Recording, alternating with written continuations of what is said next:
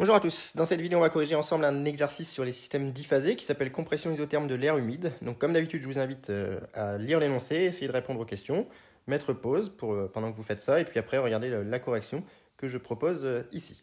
Donc on nous explique qu'un récipient de volume 2 litres contient de l'air sec à la température 303 Kelvin et à la pression 1013 hectopascal et qu'on introduit de la vapeur d'eau jusqu'à ce que la pression dans l'enceinte atteigne 1,040 bar. Et ensuite, on va faire une compression isotherme qui ramène le volume du mélange à V2 égale 1 litre.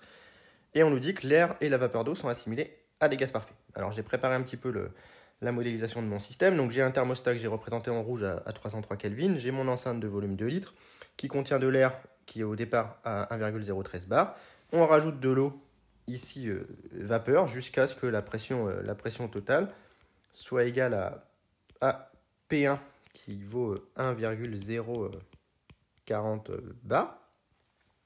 Et donc, dans un premier temps, on va essayer de savoir quelle est la quantité d'eau qu'on a ajoutée. Donc, on rappelle la loi dite de Dalton, qui est que la pression totale est égale à la somme des pressions partielles. Et donc ici, c'est égal à la pression de l'air plus la pression de l'eau. Et la pression totale, c'est P1. Donc, j'en déduis que la pression partielle de l'eau qui a été introduite, c'est P1 moins P de l'air. C'est donc égal à 1,040 bar moins 1,013 en bar, ce qui fait 0,027 bar, soit encore 2700 ou 2,7 kPa, 2700 pascal. Alors on s'aperçoit que cette pression partielle de l'eau, elle est plus petite que Psat de l'eau, puisque la Psat de l'eau qui vous est donnée justement dans les données de l'énoncé, c'est 4200 pascal. Donc, comme la pression partielle de l'eau est plus petite que Psat, eh bien, toute l'eau est bien sous forme de vapeur. Il n'y a pas de souci. Et donc, on va pouvoir calculer la masse de cette eau. Toute l'eau est sous forme de vapeur. Et donc, on va appliquer la loi des gaz parfaits pour calculer la masse en eau qui a été ajoutée. On a donc que PV égale nRT égale mRT0 sur grand M. Ici, c'est la pression partielle en eau qui intervient. J'applique la loi des gaz parfaits avec la pression partielle.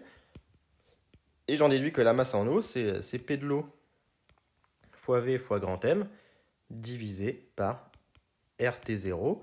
Et donc, si je fais le calcul ici en grammes, la pression partielle, on a dit que c'était 2700 pascal. Le volume, c'est 2 litres, donc je le mets en mètres cubes. La masse molaire, je vais me laisser 18 en grammes pour avoir un résultat en grammes. Et je divise par 8,31 fois 303 Kelvin. Et j'obtiens 0,0386, donc 39 finalement, milligrammes, ce qui est tout petit. Donc on a introduit 39 milligrammes de vapeur d'eau dans cette enceinte. Voilà. Donc ensuite, on me dit que on a fait une compression. Donc imaginez que l'on place un piston mobile au niveau de l'enceinte et que l'on comprime, et on se retrouve dans une enceinte finale qui est de volume maintenant 1 litre. Alors ça va évidemment changer les choses puisque la compression va introduire une augmentation de la pression. Donc ici le volume final V2 c'est 1,0 litre. Cette fois-ci on a comprimé d'un facteur 2. Et de nouveau on va devoir distinguer l'air, qui a une pression maintenant de l'air qui est nouvelle, qui a changé, et l'eau, qui a une nouvelle pression de l'eau qui a changé. Donc on va essayer de calculer ces deux nouvelles pressions. Donc ici, on commence par s'intéresser à l'air. L'air est inerte et ne peut pas subir de changement d'état. On ne va pas liquéfier l'air ici. Donc l'air va simplement voir sa pression augmenter due à la compression. Et donc dans l'état initial, pour l'air, on avait une pression qui valait, dans l'énoncé, elle était appelée P0, avec un volume V1 qui valait 2 litres, à la température T0, et on passe dans un état final, avec une pression que je vais appeler PF, que je ne connais pas. Le volume a été comprimé d'un facteur 2, c'est V1 sur 2, et la température a été inchangée. Il faut imaginer qu'on a toujours notre thermostat autour de notre enceinte, ici, qui maintient la température à 303 Kelvin. Et donc, comme la température n'a pas changé, et que la quantité de matière d'air n'a pas changé, puisque mon enceinte elle est fermée, et bien par loi des gaz parfaits, si j'écris la loi des gaz parfaits de chaque côté, j'ai que P0V1 égale N0 R T0, et ici j'ai que PF V1 sur 2 égale N0 R T0, et on s'aperçoit que le membre de droite est le même des deux côtés de l'égalité, donc on peut tout simplement écrire que P0V1 égale PF fois V1 sur 2, et donc que PF égale 2P0, et donc égale, on avait 1,013 bar, donc on passe à 2,026 bar. Voilà, ça c'est la pression finale de l'air, hein, ce n'est pas la pression totale, ça c'est la pression partielle de l'air. Attention, pas tout confondre ici. Donc là on a traité le cas de l'air. Alors maintenant on va s'intéresser au cas de l'eau. Et le cas de l'eau, eh bien, ce qu'il faut se rendre compte, c'est que si toute l'eau reste vapeur, attention, l'eau peut changer d'état, si toute l'eau reste vapeur, eh bien, le raisonnement sera le même que le gaz.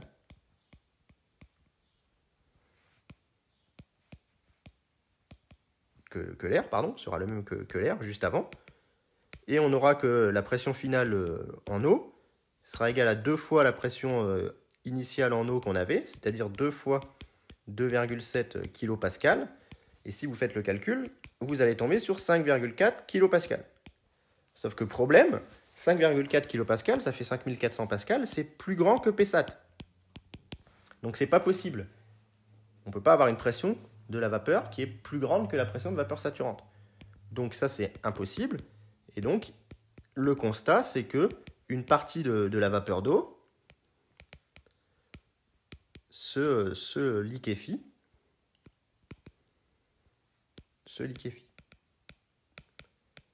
Et dans l'état final, la pression en eau finale, c'est rien d'autre que Psat. Hein, si vous vous rappelez l'allure d'une isotherme, une isotherme, quand on est au départ dans la vapeur, on avait une compression qui se faisait dans la phase vapeur, de ce type, et ensuite on arrivait sur le palier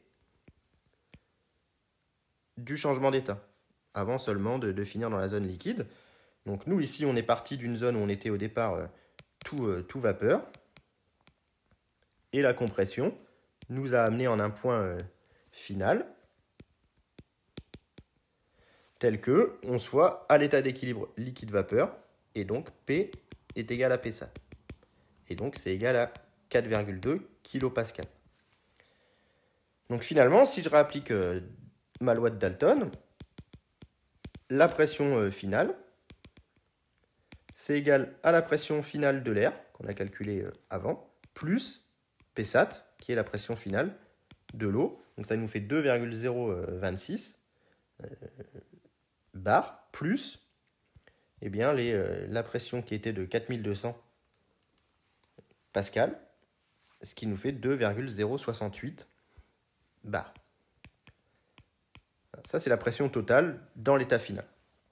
Et maintenant, on n'a pas terminé notre exercice. Il nous demande de déterminer la masse d'eau liquide dans l'état final. Donc, on va appliquer le théorème des moments pour déterminer la masse d'eau liquide dans l'état final. Donc, le théorème des moments, moi, j'ai tendance à le connaître par cœur sur la vapeur.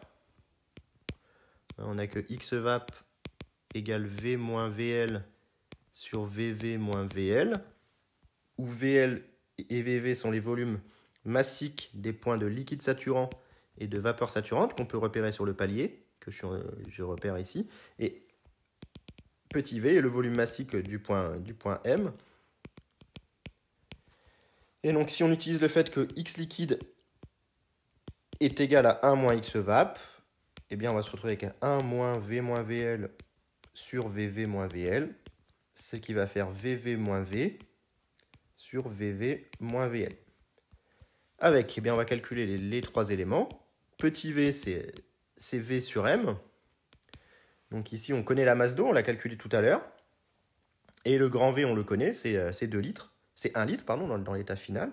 On a comprimé de 2 litres jusque 1 litre. Donc ça vous fait en mètres cubes par kilogramme 1 fois 10-3 divisé eh bien, par les 38 mg qu'on avait tout à l'heure. On avait calculé 39 mg. Donc 39 fois 10 puissance moins 6. Donc on va calculer ça. 1 10 moins 3 divisé par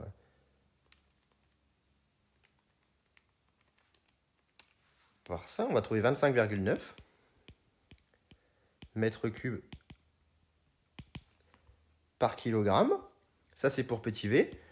Le volume du liquide saturant, je vous rappelle qu'on prend toujours 1 sur ρ.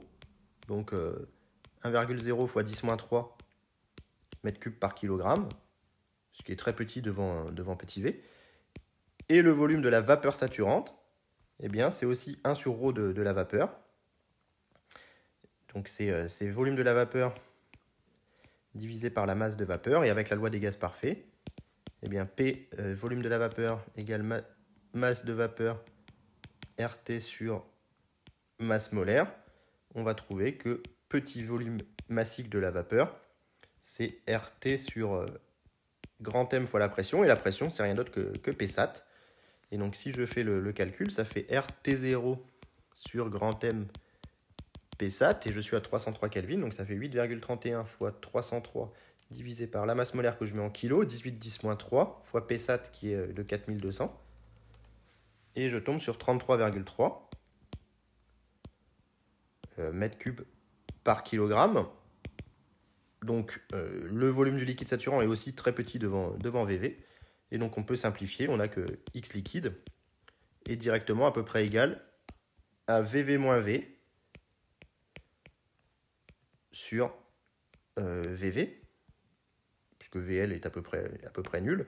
Et donc ça fait 33,3 moins 25,9 divisé par 33,3, ce qui me fait 0,22. Donc on a 22% de liquide dans l'état final, soit une masse M qui vaut 0,22 fois les 38,9 mg qu'on avait calculé au début. On avait 39 mg, pardon, donc fois 39 mg, ce qui fait 8,7 mg de liquide. Et donc, comme on l'avait vu la dernière fois, hein, on remarque dans une autre vidéo, on aurait pu calculer la masse de vapeur avec la loi des gaz parfaits, en négligeant le volume du liquide. La masse de vapeur avec la loi des gaz parfaits, en négligeant le volume du liquide. Donc on aurait que PV égale nRT égale mRT0 sur grand M. Et donc on aurait pu calculer la masse correspondante comme étant PV grand M sur RT0, avec P qui est rien d'autre que Psat, puisqu'on est à l'équilibre où P égale Psat. Donc ça ferait 4200 fois 1 litre, fois la masse molaire qui est de 18, je vais laisser en grammes, 18 grammes, divisé par 8,31 fois 303. Et on tombe sur 30 mg, ce qui est bien cohérent, puisqu'on a trouvé 8,7 mg de liquide, ce qui fait bien 38, donc à peu près 39 mg de masse totale d'eau. Donc on est totalement cohérent. Donc voilà pour cet exercice, j'espère que la correction était à peu près claire. Donc quand vous avez un exercice dans lequel vous avez une atmosphère et de l'eau, eh bien il faut bien penser à séparer les deux, puisque l'atmosphère, elle, ne va pas pouvoir changer d'état, donc on la traite séparément de ce qui va se passer pour l'eau. Et l'eau, elle, peut changer d'état, donc si elle change d'état, il faut bien comparer la pression de la vapeur à la pression de vapeur saturante.